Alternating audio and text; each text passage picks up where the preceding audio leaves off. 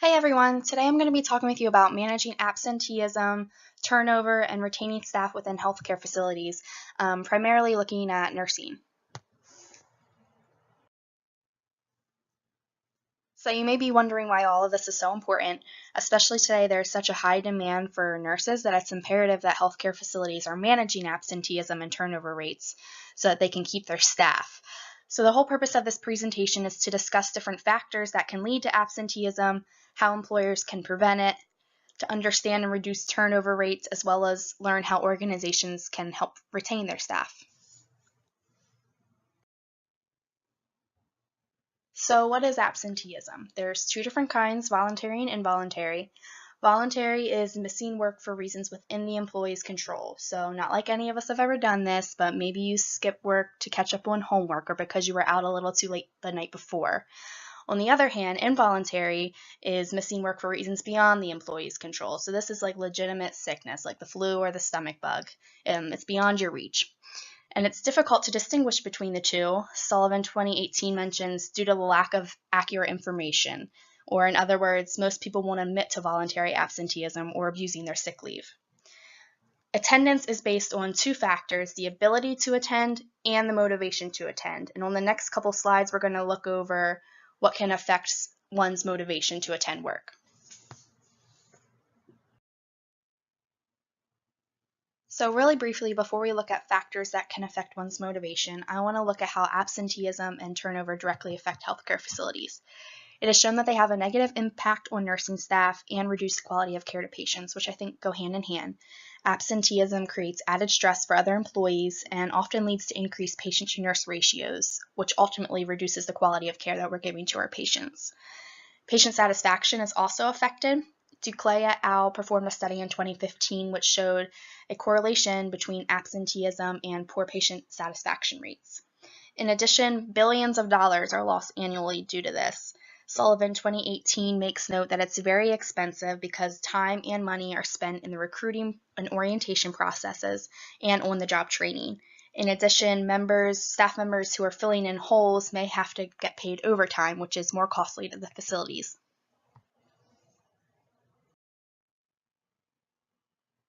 So in the next two slides, we're going to be looking at factors affecting both motivation and absenteeism. The first factor is the job itself. Sullivan 2018 states that an enriched job is one that engages one's abilities, provides a sense of meaning, and offers autonomy. Therefore, enriched jobs increase motivation and attendance. The nature of the job itself can also affect one's motivation. For instance, heavy lifting can increase the chance of getting injured, leading to less motivation.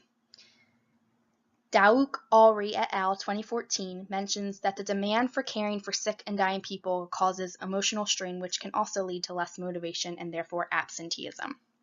The second factor is organizational practices, such as absence control policies. Some facilities have these policies established, which reward those with good attendance and punish those for excessive poor attendance. Both provide the employee with motivation to work. Organizational activities such as wellness programs and childcare can also majorly influence the employee's motivation to work. The third factor there is the absence culture, which is the general attitude or tolerance of absenteeism. Some units have zero tolerance for being absent, while others may tend to tolerate it more. Personally, I work on a floor that tends to allow sick calls without question or punishment.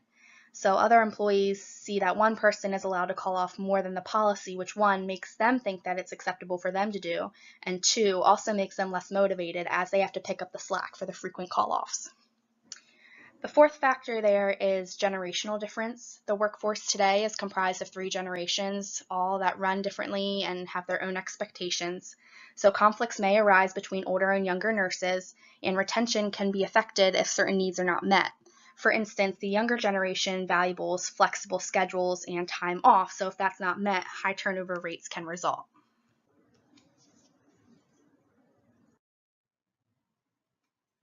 Continuing with factors that affect motivation, management plays a huge role.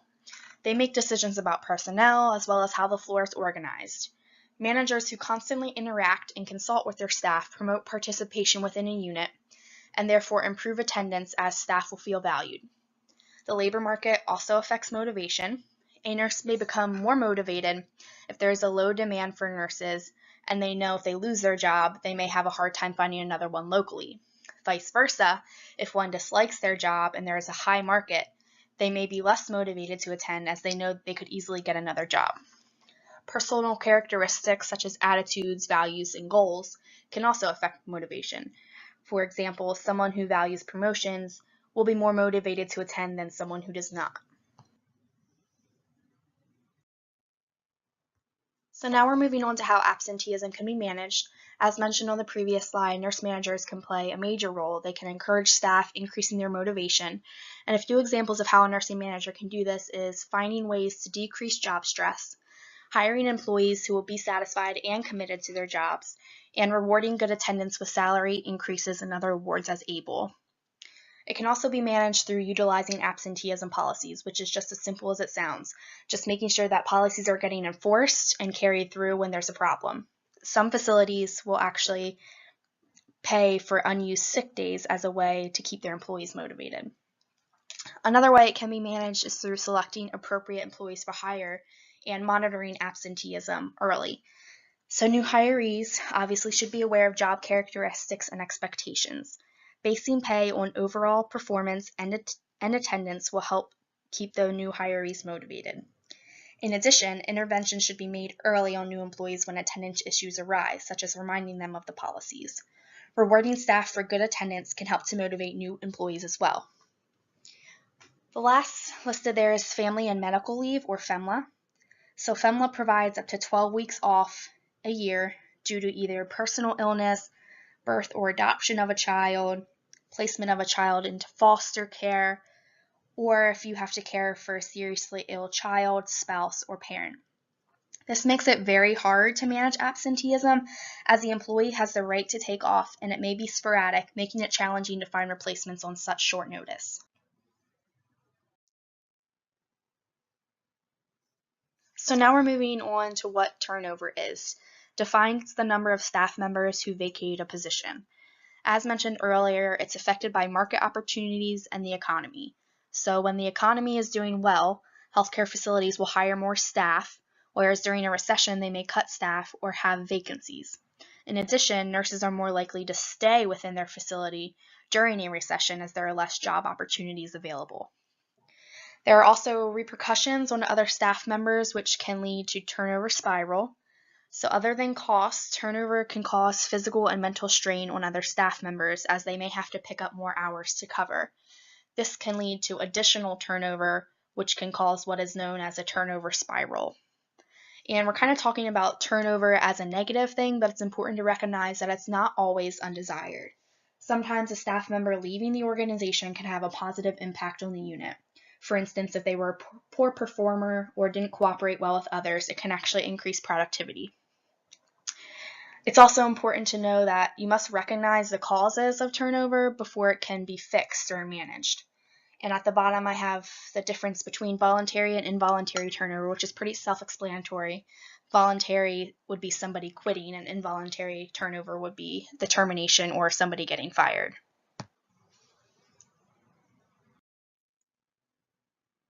So now we're going to discuss some ways that organizations can recognize voluntary turnover. Obviously, it's important and it's something they desire because they want to improve the facility and reduce turnover in the future. So I have 3 things listed there. The first being exit interviews. Exit interviews can be made by facilities to help determine the cause of an employee leaving. However, you may not always yield honest answers as employees may make safe responses because they know that future employers will ask for a reference. So it kind of may limit what they say. Home surveys are similar. A survey will be sent to the former employee a couple weeks after they left. Again, just questioning, asking the causes, why they left, that sort of thing. And then the third is interviews with former employees' coworkers, and the thought process behind that is that people that were close to them that they worked with often know why that employee left, and so they can provide that information to them. And then I provided a direct quote from Sullivan 2018 I found interesting. It said, "Turnover is a direct function of a nurse's perceptions of both the ease and the desirability of leaving the organization. And the perceived ease of movement depends on personal characteristics such as education, transportation, contacts at other hospitals, job openings at other facilities, etc.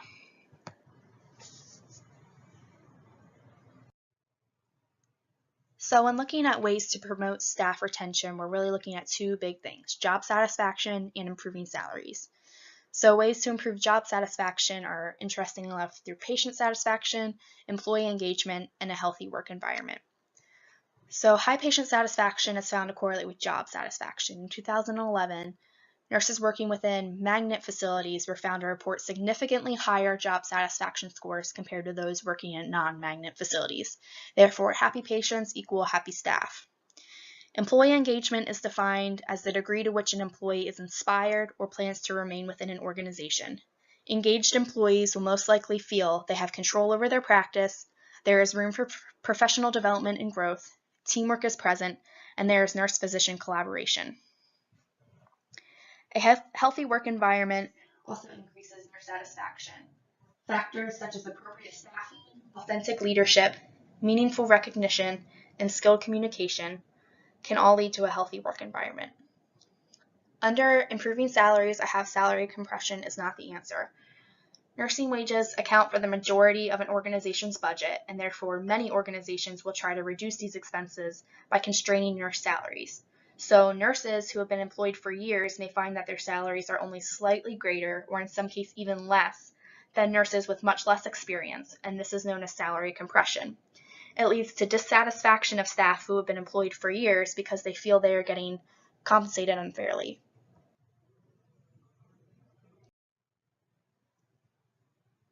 We're going to look at a few retention strategies that organizations can implement. The first being just recognizing staff performance. Giving immediate feedback and publicly recognizing good employee performance can make staff feel valued. Just giving credit where it's due. It's not expensive, it's not time consuming, but it goes a long way. The second is facilitating intra-organizational movement. This means that if a staff member is feeling burnout per se, managers should help facilitate a transition to a new unit within the organization.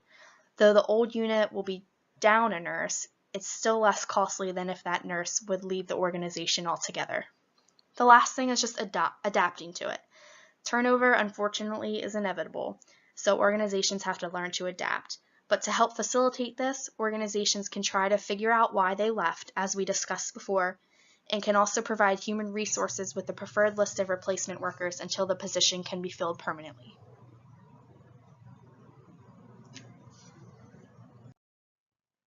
So off to the right, I have a video there that's entitled Healthcare Turnover, the Cost, the Causes, and a Sustainable Solution. It is like an hour-long video, and I obviously do not expect you to watch it all. Underneath, I have the scope of the problem and the times listed as well as additional costs, which is really what I want to highlight from watching this video.